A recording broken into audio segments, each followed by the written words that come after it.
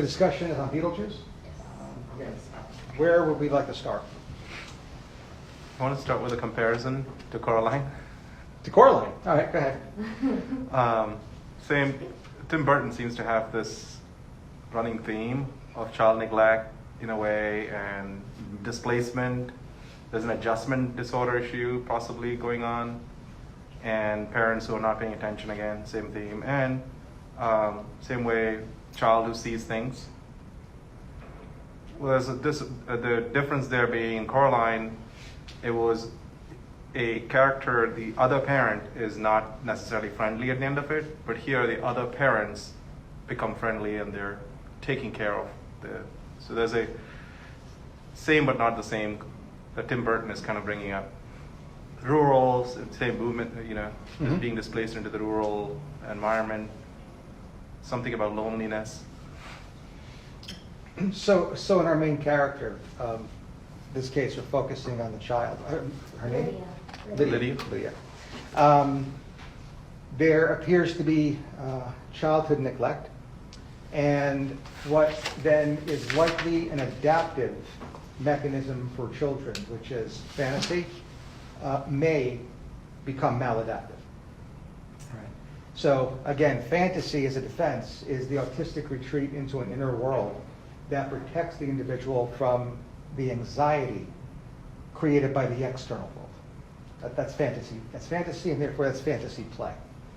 And to the extent that fantasy or any other defense mechanism for that matter accomplishes its goal, it's constructive. Right? And perhaps we've all been there. I don't know if you guys remember how you acted when you were 3 or 4 or 5. But again, imaginary friends and tea parties are real to the person and are constructive. On the other hand, if there is some form of childhood trauma, that constructive mechanism can certainly become destructive. And that would include perhaps being age inappropriate. Do we know how old Lydia is? She's in high school maybe, because they show her going to school. Yeah, that's So middle school. She's even older than Coraline. Yeah. So this would be concerning if we had this character present us with a chief complaint of blank, fill in the blank with the plot of Beetlejuice. Because of her age, we would certainly address this differently than if she were 10 years younger. Okay. So that part is a concern. Nonetheless, we still would have to get at the root cause, which does seem to be child neglect. Unfortunately, and again, I'm going to probably stop here because we're talking too much about child and adolescent psychiatry, something I'm just not credentialed to talk about. But unfortunately, once you identify and correct the problem, the child's behavior does not spontaneously remit. It just doesn't work like that. So, but we do see some form of, well, we'll talk about the ending when we talk about the ending. Any other ideas with regard to this childhood development type of perspective of Lydia and of Beetlejuice? So she does have an imaginary friend, right?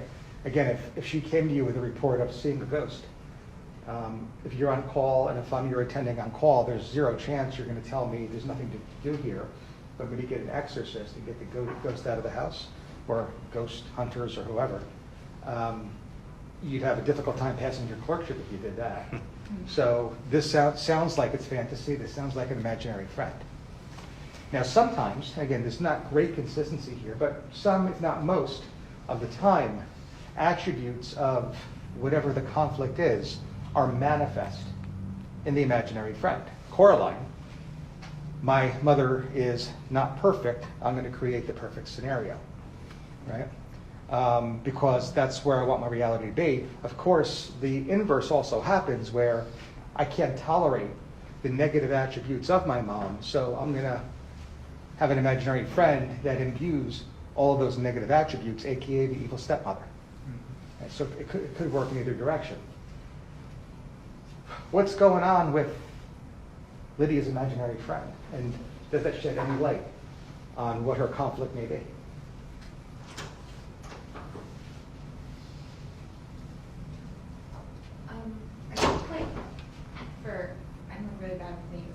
two ghost parents, essentially. They like really want a child, but they can't seem to have one.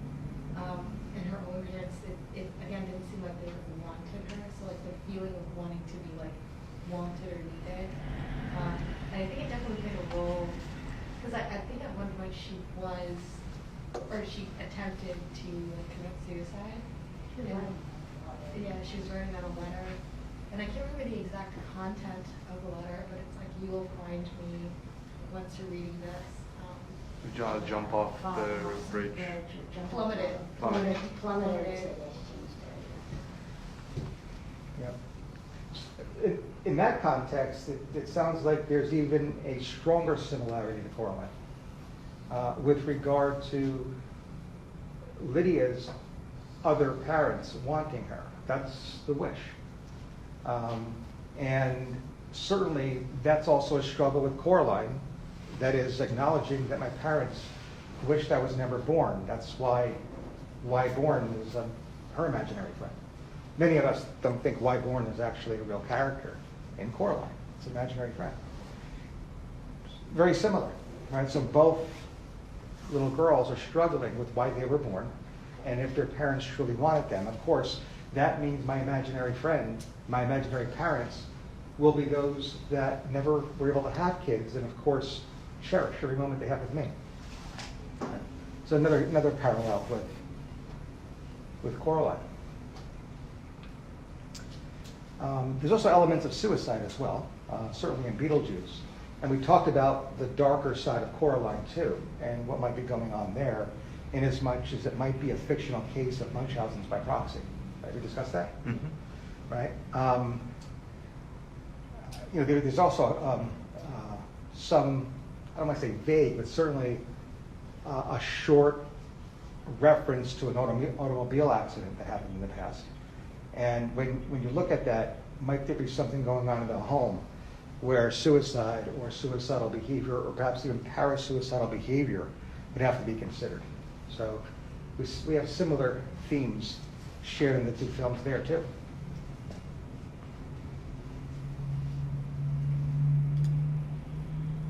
What else about Beetlejuice, the film?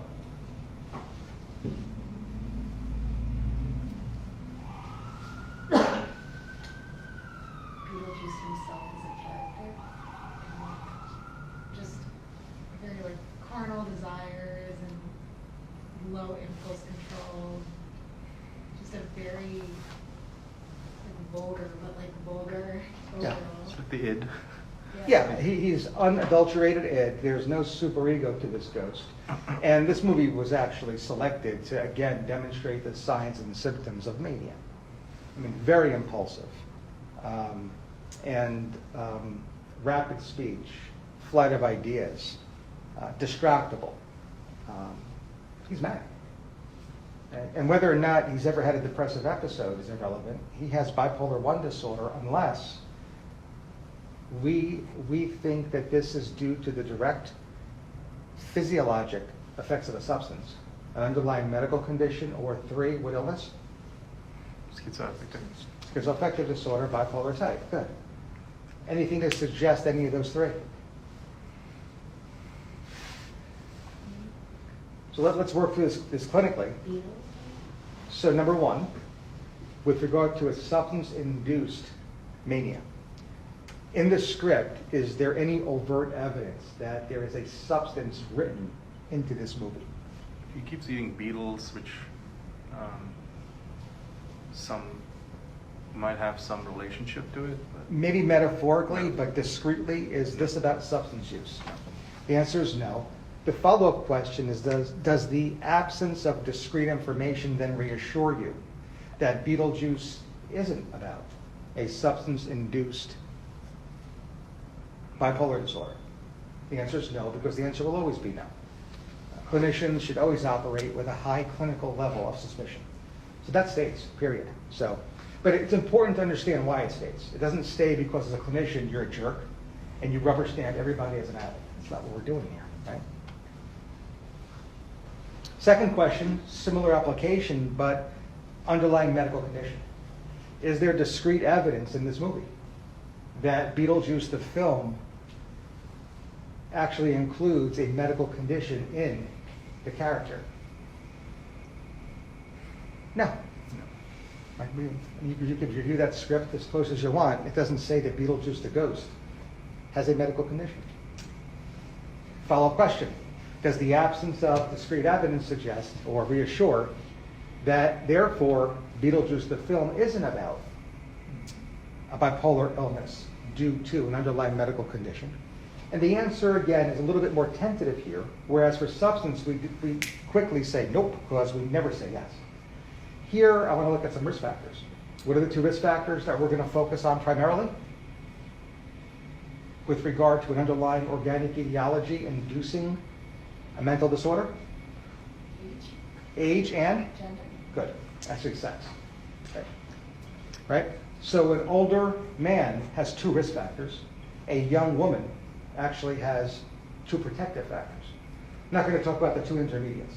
Right? The 2 intermediates will not show up on your exam. If this were a young woman with your case vignette on your exam demonstrating no abnormal lab values or physical exam findings, you can assume health. That is good physical health status. Not true for the older men or male. In the older male, the absence should not reassure. You still should operate with a high clinical index of suspicion that what you're seeing with regard to mental health is in fact induced by a medical condition. Now the intermediates are going to come up in clinical practice, and the way you address them is going to be up to you. You can address them as a young female or an older male. It really depends on you choose to practice medicine. This is an older male. So there may be something here, even in the absence of discrete information. And that means we have to keep this in our differential, perhaps even higher than substance use. So with that context, are there anything in this movie that might be metaphorical now? So we went discreetly. Is there anything truly in print in the script? The answer is an obvious no. But since he is an older male, anything metaphorical that we could kind of draw out and say, this even heightens my suspicion or supports the idea that we in fact do need to keep this in our differential? I was just thinking of like what Glenn had said before about like impulsive like sexual affections, like maybe like frontal temporal issues, like dementia because he would always like respond to things in a very sexual way, or like another way. But that potentially could be. Yeah, that's a good point. And I don't think we go much further in this discussion without him getting a CT scan. Yeah. Right? Which is likely to come back with chronic changes of anything. Well, he's, 50s? So maybe not chronic changes, but certainly at best that, or at most of that. Probably not much more there, but I'm concerned that his frontal lobe is compromised. Yep, I agree. I'm wondering in the scene, actually towards the end, right, where he has his head shrunk, which by the way itself is very metaphorical. I want to talk about that. Might that have been a clue by the producer, by the director, of what the etiology of his frontotemporal dementia may be? Like cortical atrophy? Probably. Well, again, I think I have to include that, right? Because of the head shrinking, you mean? Yeah. Cortical atrophy. Remember who's in the waiting room with him. So what would the clinician inquire? Who, you mean the guys? There was the hunter on one side, and then the Oh, right. Is it that? the one who that sprinkles the disease? dust on him. Sure. So there's some substance element there, but Does this see? It's like you die from it really fast. That's where they're from. Yeah. Yeah, I mean, you have to ask. I don't think it's fair to assume, but you'll have to ask whether or not your tribe actually includes cannibalism or has ritualistic cannibalism, right? Now, in addition to that, we do see a substance, one that literally shrinks his head. I'm not sure what that substance is, but that sounds like it might have been a shaman. And what's sprinkled then is medicinal, so we have to consider that. So all of a sudden, the substance-induced psychotic disorder, or excuse me, bipolar disorder might go a little higher in a differential just because of that final scene, where CJD, as well as a toxin-induced mental disorder, might be demonstrated here. Could it be like microcephaly secondary to fetal alcohol syndrome? Microcephaly secondary to fetal alcohol syndrome. So This is like a long term. what I would need to do is really get a differential of microcephaly in general. And although fetal alcohol syndrome would be in that differential, I'm not so sure there's supporting evidence to that. I don't see the thin upper lip, the missing philtrum, the low set ears, the wide set eyes, the hypertelorism. None of that really exists here. So without that stereotypical facies, I don't know how high my differential FAS really would be. But if you're going to go again with the metaphor of microcephaly, you certainly have something with regard to physical health status that might support this. That is, what ails Beetlejuice as due to an underlying medical condition. Yeah. And again, the impulsivity is going to be frontotemporal, right? It's going to be frontal lobe pathology, impulse, right?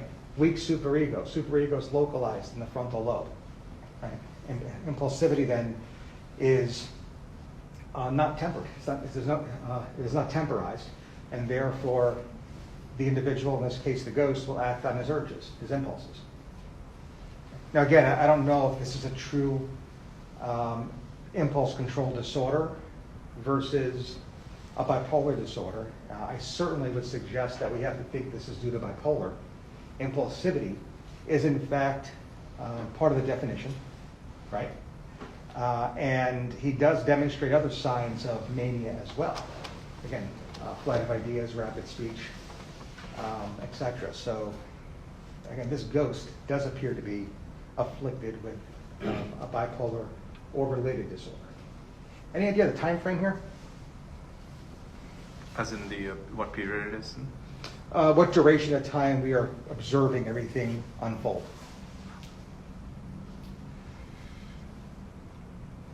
Over the course of a couple of weeks, I would say, at least.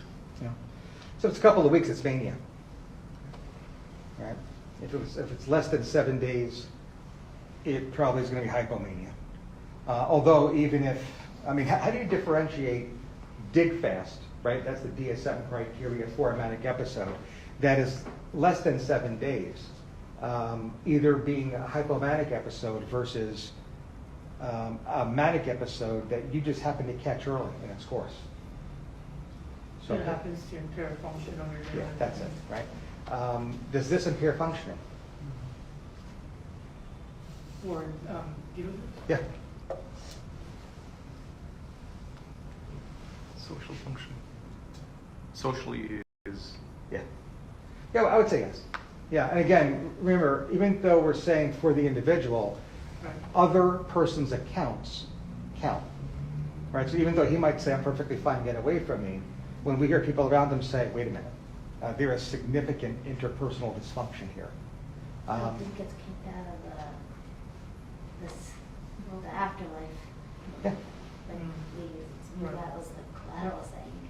Mhm. Yeah. So this is mania. Right? This is mania. It's clinically significant. It does go beyond 7 days, but even hypothetically, if it hadn't, working this through, it's only because we have not observed it long enough, right? It is clinically significant, and unfortunately, we wouldn't reassure the individual who we see at day 4.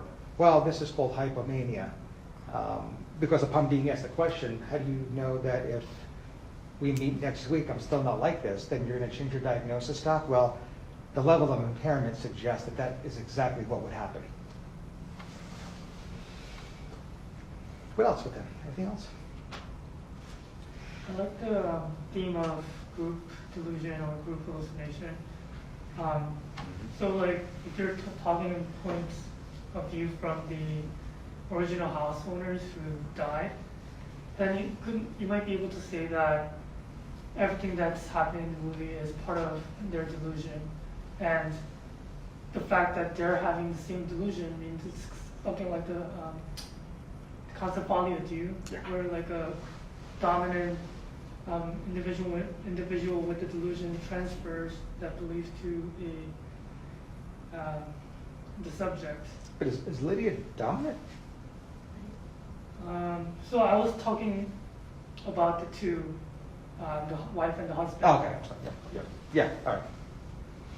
Yep. And, you know, the American Psychiatric Association is getting away from this terminology with regard to folie à deux. By the way, it doesn't have to occur only within or among two people. It could be 3, 4, and period, right? It also could occur in a family, all right? So I'm not up to my French, but folie familier. And then there's even a variant of this where it isn't transferred. It just occurs spontaneously in both at the same time. Folie simultanea. Right? Again, I'm having probably an Italian pronunciation of the French term. Simultaneous. Okay.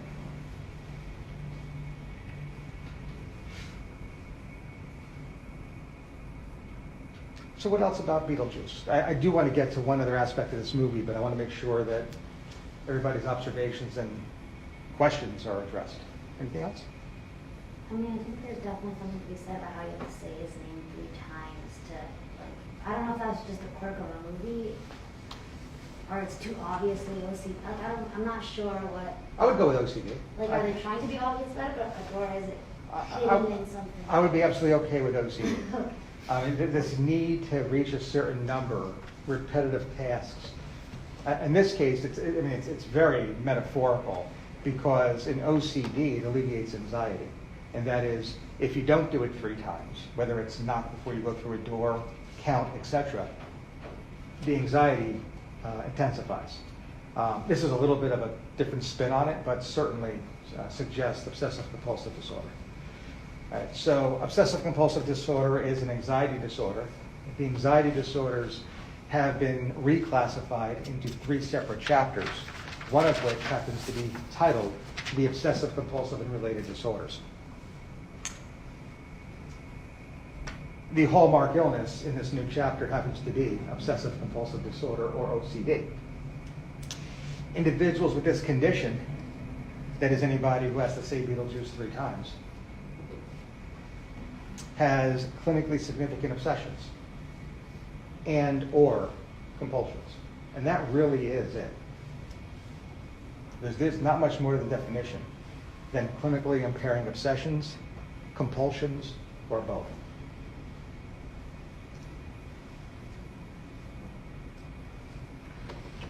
The other illness I want to just refer to here is the one that was brought up earlier, and then even earlier before that.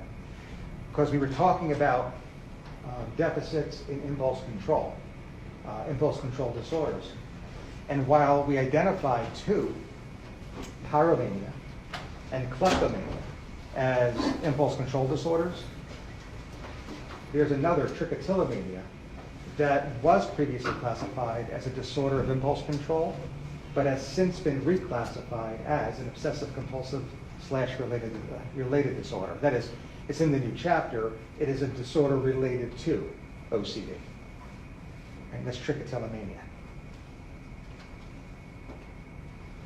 And then even if we go back to yesterday's discussion, another condition in this new chapter is called body dysmorphic disorder, where an individual has a preoccupation with an imagined defect in appearance, formerly referred to as a type of somatoform disorder, but as of the new publication, the new revision to the DSM, specifically the DSM-5, has been reallocated to the chapter of the obsessive compulsive and related disorders. So you have OCD as the clear gold standard illness, and then the related disorders that we've discussed over the past 24 hours include body dysmorphic disorder,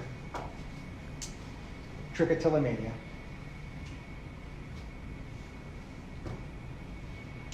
and I'm just blanking on the last one we just talked about.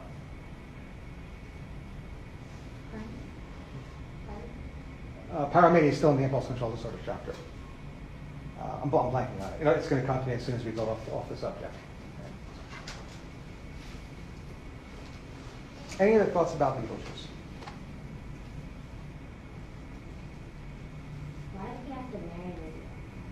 Is there like anything to that, or like why was that twist created? But I thought that came out of nowhere.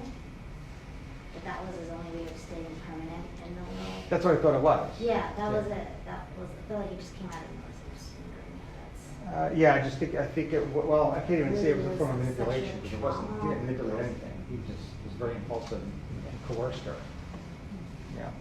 I'm not sure if there's an easy parallel there with psychiatry or to reach a psychiatric or behavioral teaching point. I want to talk about the final scene with regard to his head shrinking, because as a shrink myself, it's important to recognize that, at least metaphorically, Beetlejuice gets treated at the end. Right?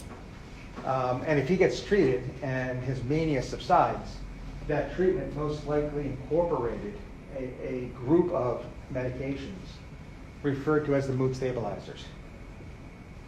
So for acute mania, the idea is that if the mania is mild to moderate, now we're talking about clinically significant mania in either case, mild to moderate mania, monotherapy with a mood stabilizer, first line lithium or valproic acid.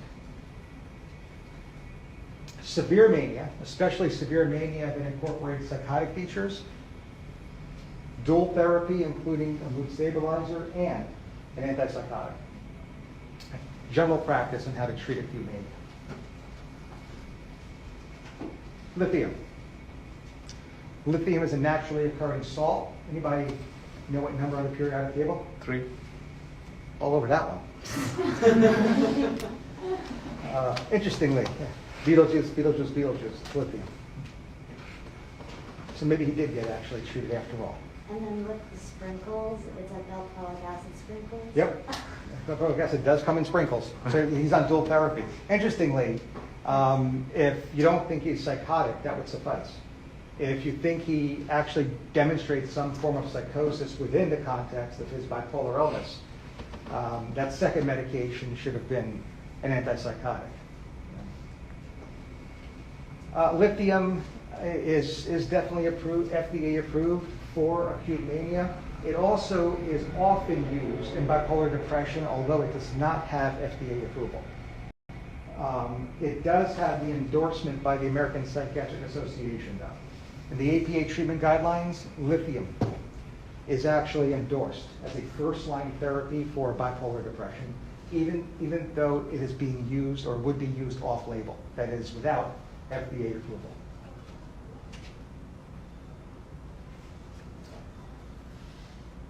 Lithium side effects include nephrotoxicity, and that could include diabetes insipidus as a result.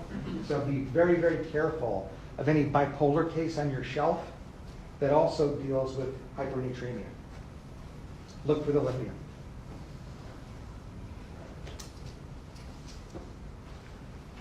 There are 4 medications that are secreted through the kidney that psychiatrists routinely prescribe. One is lithium. What are the other 3? Topiramate? I'd have to look that up. I know it causes stones, but I don't know if it's... Precipitates. I have to double check that one. If you remember, the kidney is a bean-shaped organ. B-E-A-N gives you the 4. Right? With E being escalate, which is lithium. B.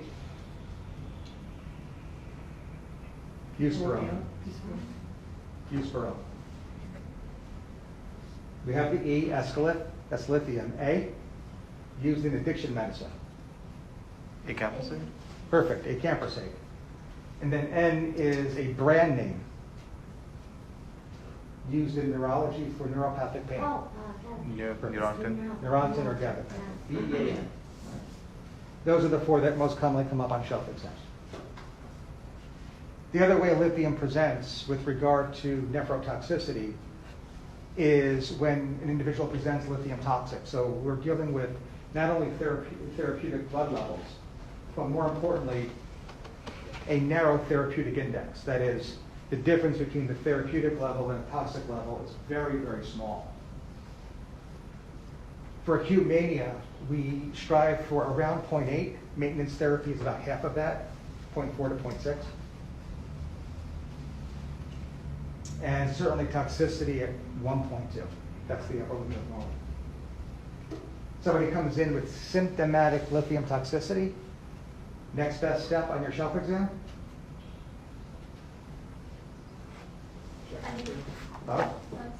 I was just gonna say fluids. Fluids? No.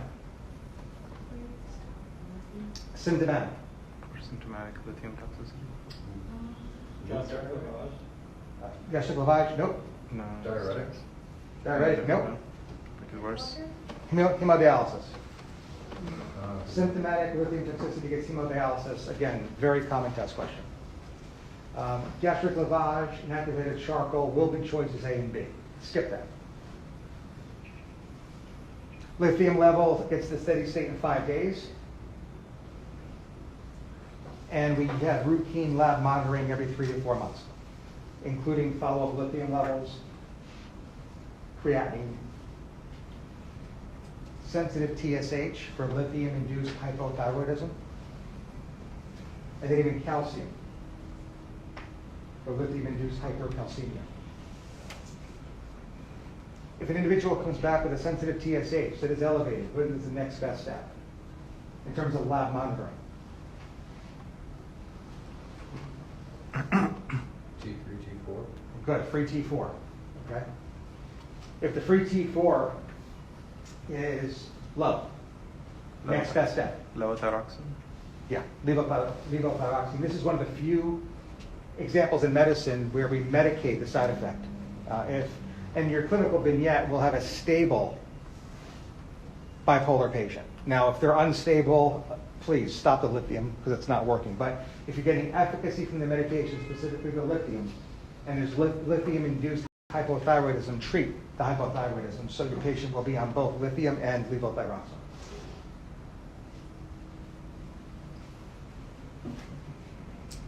Valproic acid, sprinkles.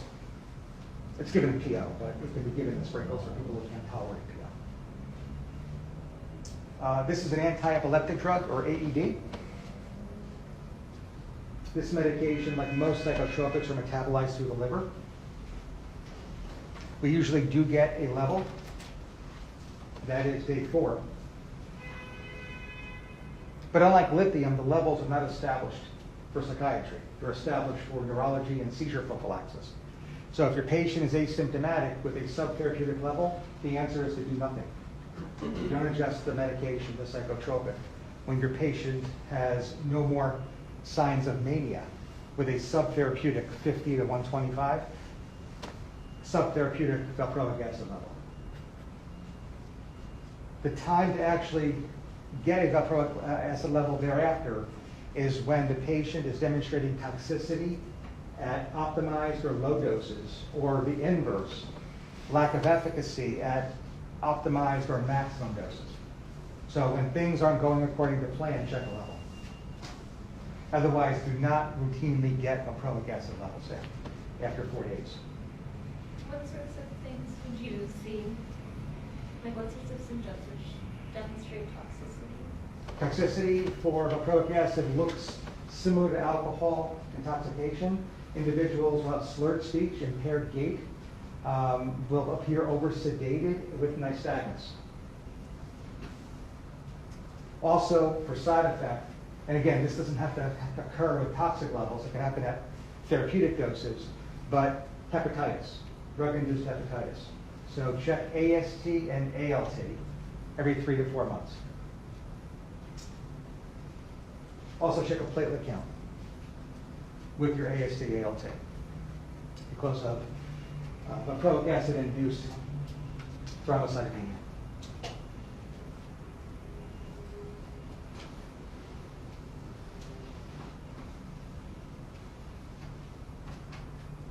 The other thing this medication can do is increase serum ammonia. but we don't get routine ammonia levels. We see this often in the hospital where an individual is delirious, and we're wondering whether or not it's hyperammonia-induced delirium, and therefore we look at the valproic acid as perhaps inducing that, so we get the ammonia level then. So when clinically indicated, think of ammonia level. Ammonia levels are not part of the routine lab monitoring, however. AST, ALT, platelet count, they are.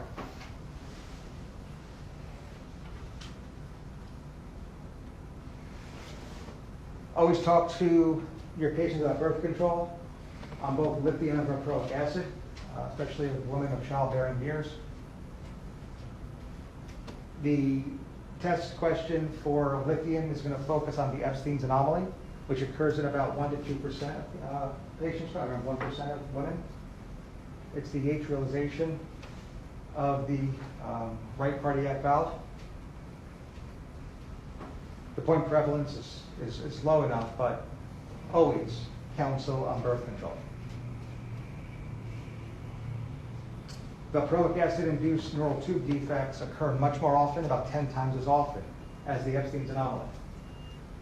So birth control for women of childbearing age, treated with valproic acid as well.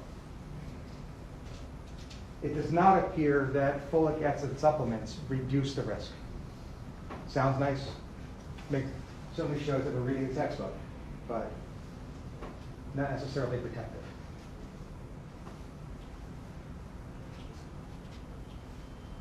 Questions about lithium or valproic acid?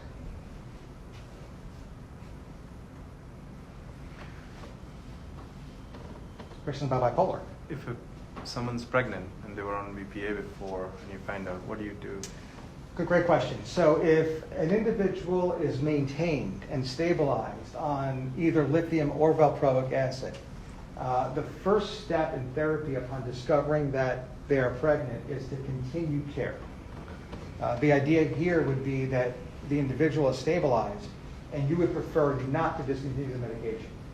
And to do this, you need an informed patient to provide informed consent.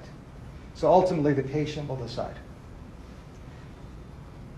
If there's a compromise, it's holding the medication for the first trimester until the fetal heart, in cases of lithium, or the fetal brain, in cases of valproic acid, are developed. And then somewhere around the second trimester, restarting the medication, albeit still with some level of risk of teratogenicity. On the other hand, if your patient says, nope, no medications at all through pregnancy, whether it's because they really don't work all that well to begin with, or they do, but the risk simply does not justify these benefits, what is the first therapy you should discuss with your patient at this point for your board exam?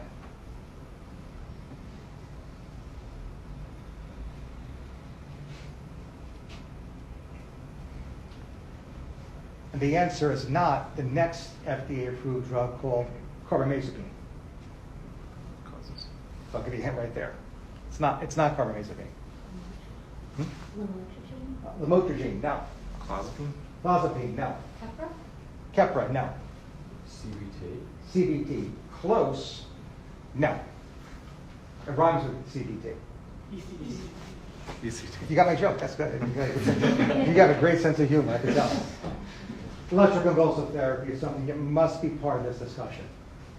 Its side effects to the patient, the side effects to the unborn baby are minimal and much less compared to any medication, especially those that your patient has just provided informed refusal to. Electroconvulsive therapy. For test-taking purposes, mood disorder during pregnancy gets ECT. That is, these are primary indications. From an academic perspective, there are 5 scenarios which, if in a case vignette, ECT will be your single best answer. One of them we just got. What are the other 4? Suicidality. So severe depression, suicidality, psychotic features. That's 2. Like the patient we had today, refusal to eat. Catatonia. let's call it catatonia, which is what we called it. 3, 2 more. One is acute mania.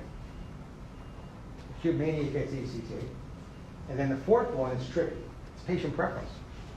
If they've heard the risks and benefits, even for the quote-unquote garden variety depressive episode, and you review with them the side effects of the SSRI and the likelihood that they're going to respond, and they hear a similar discussion about ECT and choose ECT, they should be referred.